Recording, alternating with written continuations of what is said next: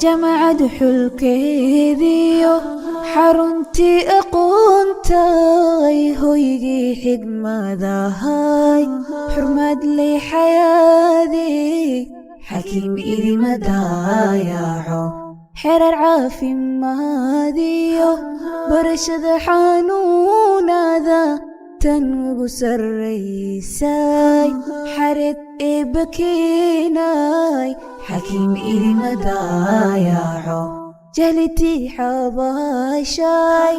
حجي ساي علومتاي حلي باهي لو قابي تي حاذر نقطاي حكيم إذي مدايعو شعبي حريقو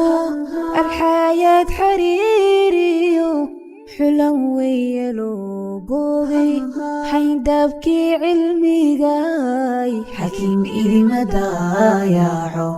حب قرتا ما هو حكاما دحجوكتو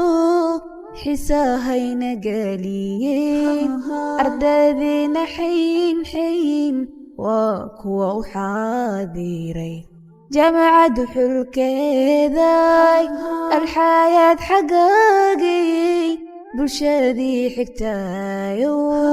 جهلت نقا حنبرتاي حكيم إذي مدايعو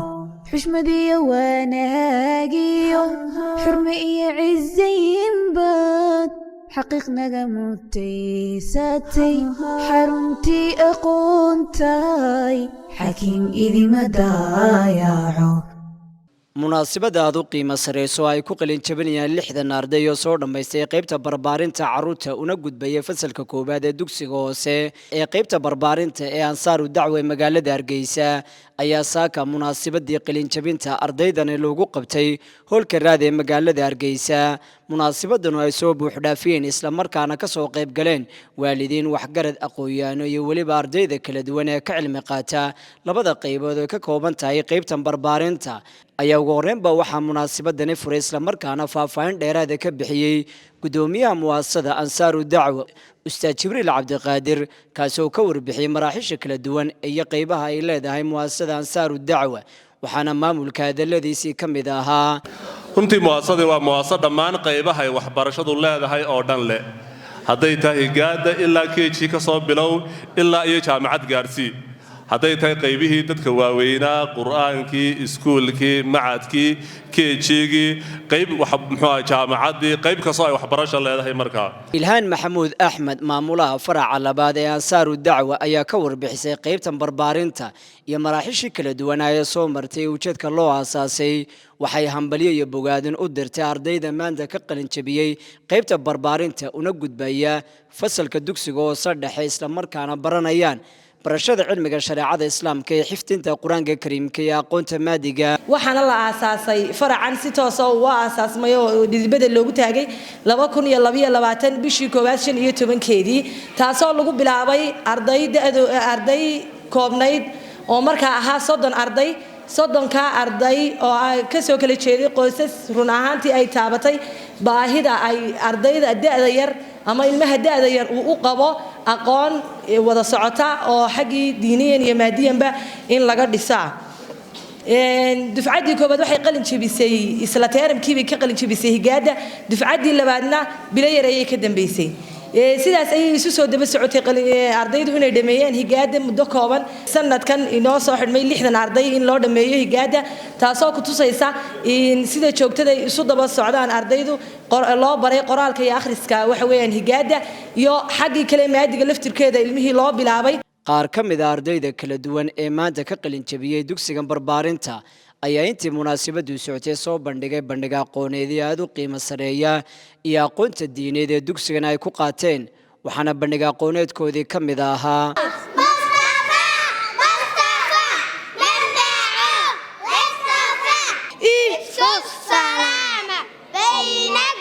يرسل السماء عليكم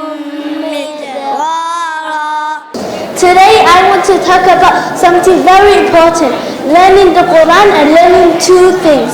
Both are very important in our lives and we need to understand two things. mas-uuliyiintii qiimaha badnaa ee madashani lagu soo casuumay ka mid ahaayeen culimaaudiin waalidiin waxgarad aqoon-yahanno xildhibaanay weliba mas-uuliyiin aad u qiimo sareeya ayaa weedho ay ku ammaanayaan maamulka ee macallimiinta wax ka dhiga qaybta barbaarinta madasha ka soo jeediyey waxay sidoo kale waalidiinta ku dhiirigeliyeen ubadka loo mideeyo aqoonta diiniga aqoonta maadiga waxaana mas-uuliyiintan hadalladoodii ka mid ah waxaa madashan yaalla uun inaynu u ducayno nidhaahno jazaakum allahu khayran waxaan runtii ku taaniyadaynaynaa mu'asasatul ansaar oo anigu weliba si gaara aan ugu bogaadinayaa dadka ka shaqeeya dhammaantood maamul iyo macallimiinba waa dad soo bartay macallinnimada inaan higaad dhameeyey in xaflad loo dhigaa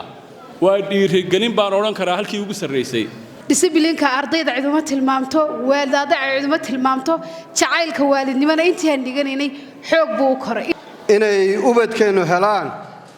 waxbarashadii ay u baahnaayeen oo dad boqolkiiba boqol ugu kalsoon yahay aqoontooda la huba ay soo barbaariyeen wixii la bari lahaa wixii ugu mudnaa oo kitaabkii qur'aanka kariimka ah iyo waxbarashadii maadigana meel loogu kulmiyey gabagabadii munaasabadani markii la soo gaaray waxaa si gaara loo maamuusay maamulkii iyo weliba macallinkii ugu wanaagsanaa sana dugsiyeedkan isla markaana sida agarla'aanta ardayda u barbar istaagay waxaa sidoo kale munaasabadani la maamuusay dhammaan howlwadeennada kala duwan ee ka howlgala qaybta barbaarinta ee mu'asasada ansaaru dacwa iyadoo sidoo kale la maamuusay 60ka arday ee maanta ka qalin jabiyey iyadoo waalidiintoodu ay farxadda kala qayb galeen ardaydan maanta qalin jabisay ayaa noqonaysa dufcaddii saddexaad ee ka qalin jabisay qaybta labaad ee barbaarinta iyagoo haatan u gudbi doona qaybta ardayga loo midaynayo aqoonta maadiga aqoonta diiniga wiibsaryaan warbaahinta nolosha islaamka Hargeysa.